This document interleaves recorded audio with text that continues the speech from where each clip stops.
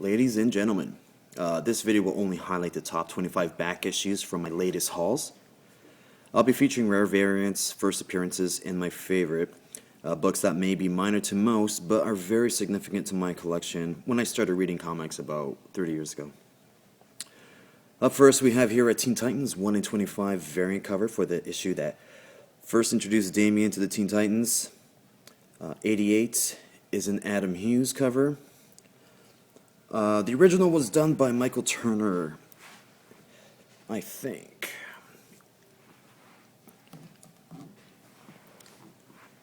Yeah, 89 is also a 1 in 25 variant. This one is done by Frank Quitely. If the rumors are true about Rebirth, the new Teen Titans book will feature Damian Wayne as the new leader. So these should be some books that you should be on the lookout for. Planet Hulk Part 1, I absolutely love and prefer this cover over the first print. This is a second print done by the late great Michael Turner.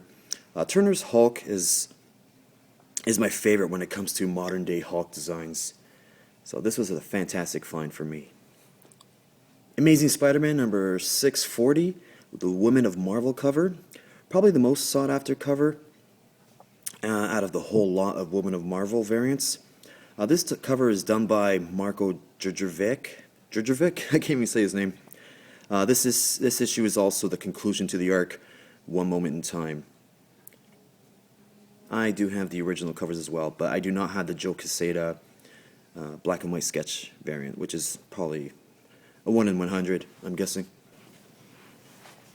2007 Niagara Falls variant reprinting issue number 252, which is the first black costume. I got this for free at the arcade. 200 tickets was the asking price, but the girl behind the counter gave it to me for free. I guess she's a fan of my channel. From 2008, this is the Weapon X First Class variant cover.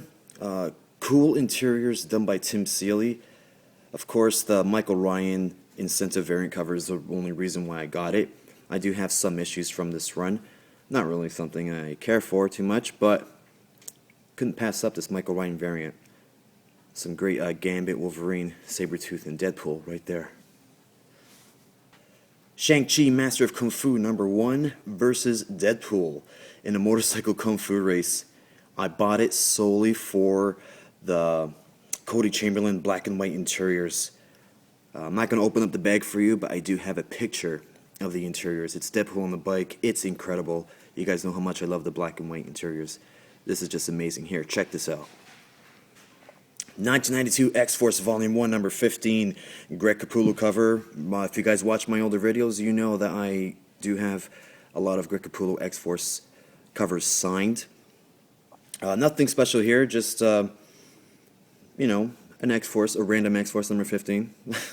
These books are still found in quarter bins, guys. You just have to keep digging. Speaking of quarter bins, I love the gold reprint covers from the 90s, in particular X-Force. I think it's safe to say that we all own 10 copies of X-Force number 1 and X-Force number 87 in gold reprints. I have 3. I know I have 3 of the first appearance of Cable, number 87, in the gold reprints, and I have 1 that's a first print. Injustice Gods Among Us, another variant cover, the Warner Brothers Special Edition retailer incentive that I found in a dollar bin. Heard great things about this title. It's one of the few books that I have noted as a future trade purchase. Unfortunately, I missed this when it came out, but I'm glad to come across a pretty cool variant of number 1. The Summer of Swipes. Remember this, guys?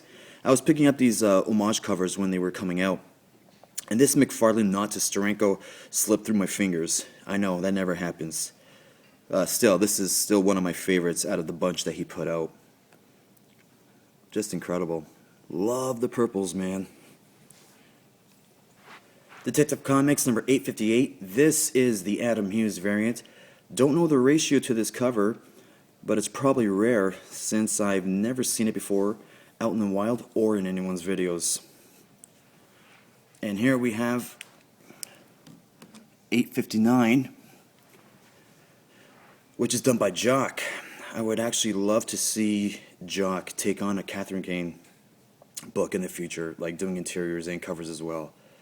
So yeah, never seen 858 and 859 in anyone's videos or in the wilds, so pretty cool to come across these amazing variants.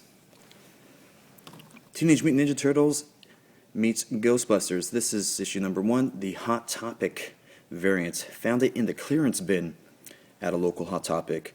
I do have the original number 1, first print, but it's like this was marked down to $2, so I was like, sure. And actually, the cover is done by Adam Gorham. Well, he did a pretty cool job.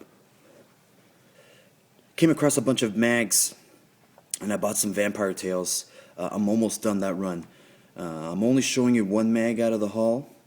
Epic Illustrated number 3. This is the first appearance of Dreadstar, done by Jim Starlin. This cover is done by Galassi, 1980. Really awesome. Batman 179, low-grade copy. Got it for free. This is the second appearance of the Riddler, Gil Kane and Murphy Anderson cover.